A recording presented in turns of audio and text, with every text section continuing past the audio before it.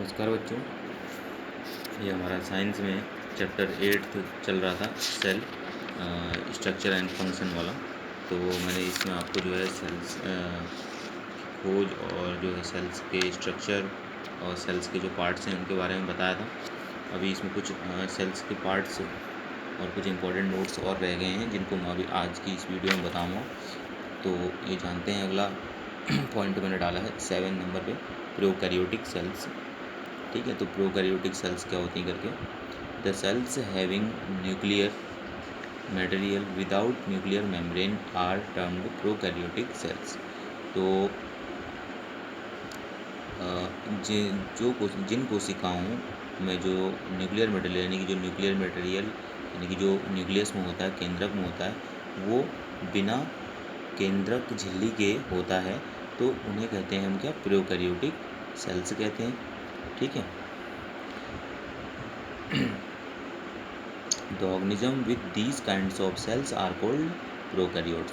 तो जो इस प्रकार के जो जीव होते हैं उन्हें प्रोकैरियोट्स कहा जाता है। एग्जाम्पल मैंने लिखे हैं, बैक्टीरिया और ब्लू ग्रीन एल्गी। तो ये जो होते हैं, इनकी जो न्यूक्लियस होता है वो बिना न्यूक्लियर मेम्ब्रेन के होता है, इसलिए इन्हें प्रोकैरियोट्स कहा जाता है। ठीक है।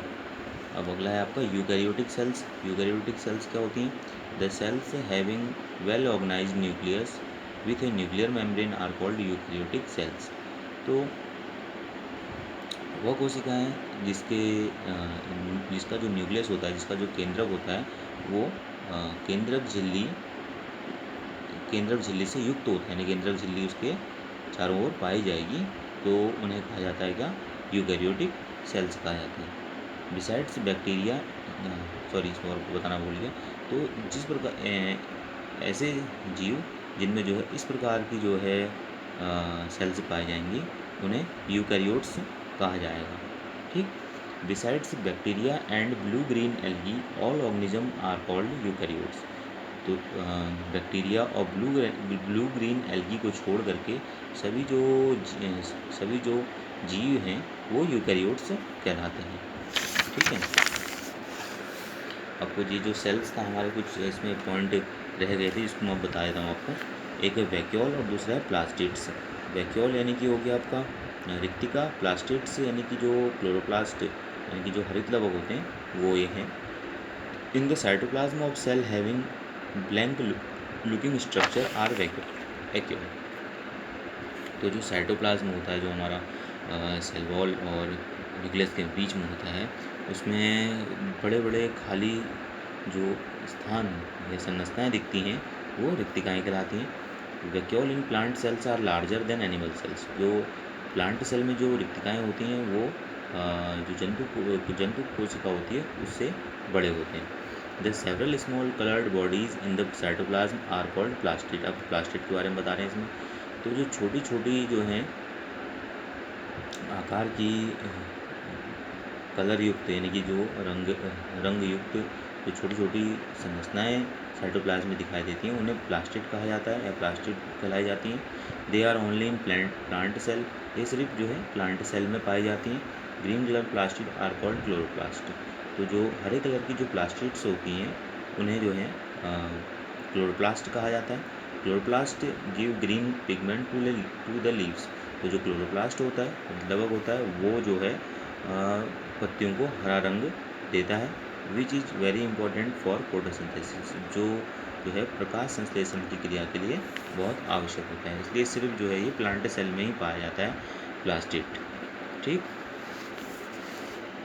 उसके बाद एक और नोट है हमारे उसमें कि comparison of plant cell and animal cells, यानी कि हमने तुलना करनी है जंतु कोशिका, पादप कोशिका और जंतु कोशिका, ये पौधों में पाए जाने वाली कोशिका की और जंतुओं में पाए जाने वाली कोशिका की। इस तरह से आपको ये फिगर दिख रहा होगा, मैंने दोनों ही फिगर आपके लिए बनाए हैं। मैं इसको आपको वैसे ही भेज दूँगा। ठीक है, आप इनको नोट करके बना लीजिएगा अपनी कॉपी में।